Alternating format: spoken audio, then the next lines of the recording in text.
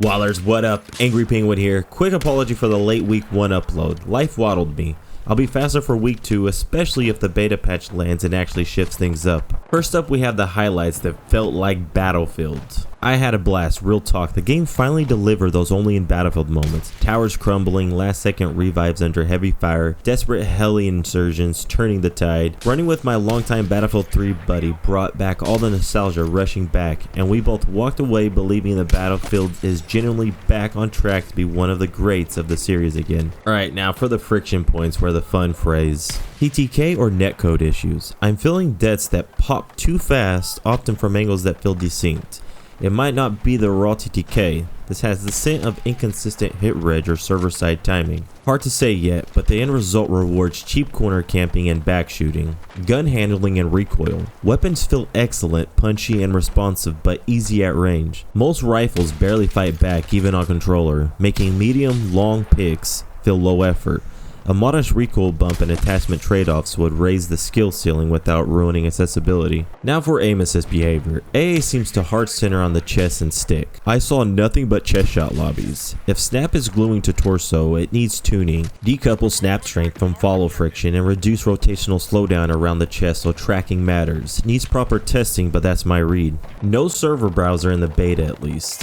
Getting stuck on the same map repeatedly drove me nuts. A browser or at least a robust map rotation controls would fix the Groundhog Day feeling. Brain plus ADS sway. Trying to track targets while ADS on rocks cause relentless sway. It's immersion breaking when micro bumps amplify weapon sway into a fight loser. Shotguns and double primary synergy. Being able to run a shotgun alongside a heavy hitter via the weapon sling creates brutal combos. Right now it's too strong, needs a range, pellet, or equip time nerf. For context, DICE already changed weapon sling before open beta, so Assault can't double up on signature primaries. No ARs, LMGs, snipers as a second weapon, but it still allows carbines, DMRs, and shotguns as the second slot. Sniper glare intensity. Scope glint is too strong in my opinion at too many angles. Still needs a nudge down so it signals without being too noticeable. Menus and settings sprawl. It's a UI inception dream. I was digging 3 layers deep to hit basic stuff. This screams for tab sections, especially under controller and mouse and keyboard, so you can quickly slide between sensitivity, aiming, movement, vehicles, and accessibility. Supply crates and suppression. Dropping a med didn't feel like it sped my heal ticks. It mainly let me push through suppression without the heal stopping. If that's intended, cool, but then make the benefit clear and or improve the heal cadence so it feels meaningful under pressure. And the time it takes just to throw a supply crate was too long and would leave you exposed. That was probably the main reason getting ammo in this game was so tough. Alright, now for traversal snags. Mantle and micro collisions can hit you on random edges. When you're dancing between cover, that hiccup equals a death screen. Vehicle LMG pressure. Feels like endless pressure from top mounted LMGs. Either the overheat is too forgiving or damage fall off is too kind. The result is suppressive fire with too few pauses. I wasn't able to test this myself though. Now for the footstep audio.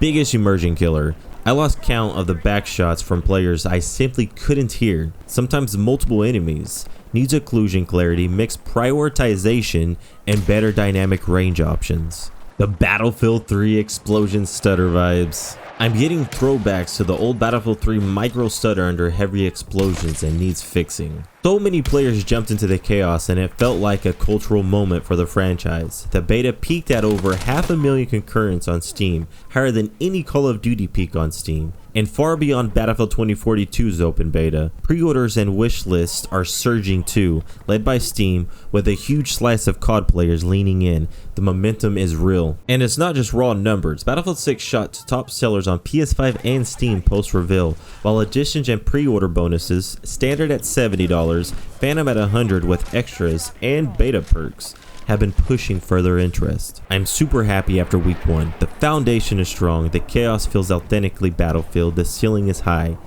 Now it's about sanding down the pain points, netcode clarity, gun balance, audio, UI, and real ways to choose where we play. Wilders, tell me, what broke your immersion and what made you let's frickin' go? Drop your feedback and your best only in Battlefield moment below. I'll be quicker with week 2 beta breakdown if updates land and change the picture. Smash like if you vibed, sub if you haven't, and as always, keep waddling into the chaos.